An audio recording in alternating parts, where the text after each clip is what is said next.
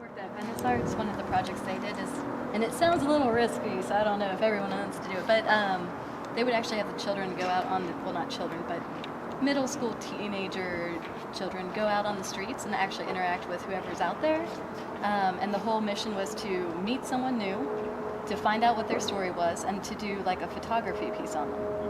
And so these kids were going out, and they even said like they went out with the expectation of like, you know, us and them and those people, you know, like are living on the streets or whatever. And they ran into like producers who were multi-million producers who just didn't look like they were, you know, multi-million producers, but they brought them back to their studios and showed everything.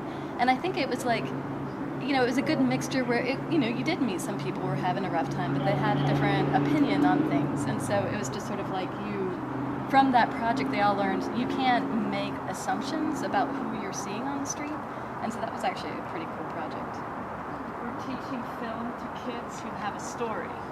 So if you go out to, maybe some schools, a lot of LA schools don't have a lot of equipment. So to go and teach film and produce a film together, or I feel like the creativity part is really key. Murals or whatnot. Right. Years ago, I worked on a project with 8th graders. It was through NAIS Challenge 2020. And they had taken the UN Millennium Goals and broken it up, and it was, you had to pick a topic, and ours was poverty, you know, eradicating poverty by the year 2015. And what was really interesting to me is I had this one kid, and he probably mirrored the thoughts of a lot of other kids, that if you're poor, you're poor because it's your own fault, you're dumb, you know. And we started researching the reasons for global poverty. You know, this was a big project we did during our block time, and just the transformation of perception when the kids would find out some of the reasons that people were in poverty. I mean, they could be very brilliant, but you know, they were in poverty for reasons that we probably all understand as adults or whatever. But it was just even simple research or whatever is, you know, sometimes I think that's all you can do, especially if you're dealing with 4th graders or whatever. Maybe just, you know, some simulations that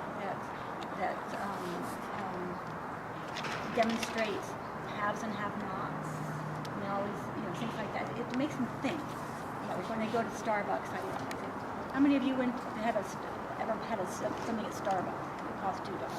And, you know, everybody raises their hand.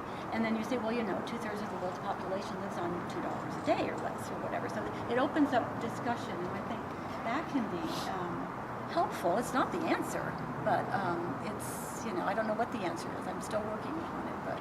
Many schools have pages about those can be really powerful, and that you're given a card when you go in, and you're either going to have rice and water, or you're going to have in between, or a really loud feeling. Yeah. And that Facing the Future organization, they have a mini one of those. It's called Let Them Eat Cake, where you get the cake divided up, you know, in different portions. Or you can do it with M&Ms or something like that. But I think students giving their stories directly to other students is really powerful. So, and you can see what the difference in values are. So maybe we all think that people don't have money, that they're maybe miserable, and hearing hearing the similarities, or seeing the similarities in a kid's life to your life, and how what your values are. What do I share? What kind of values? If I have fun, I have time to play or make up a toy. What does that do? You know, how does that affect the way I see the world? There's a website.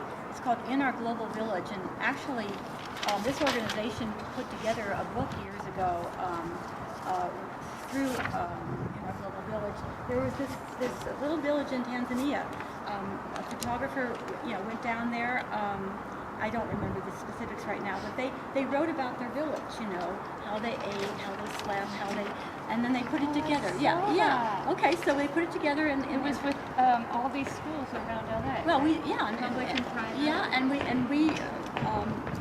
this organization published it. We broke it up into different schools, and we just took topics like, you know, what do arts look like in Los Angeles? What is transportation? And then you make the book. It can be simply bound, or, you know, professionally bound or whatever. I'm assuming that the organization's still around. It's a great project to do with your class because you can do it on any level. If you were doing it with second graders, you could just take a look at your school. What does lunch look like at your school? How do you get to school? Things like that. Just little chapters. And then what happens is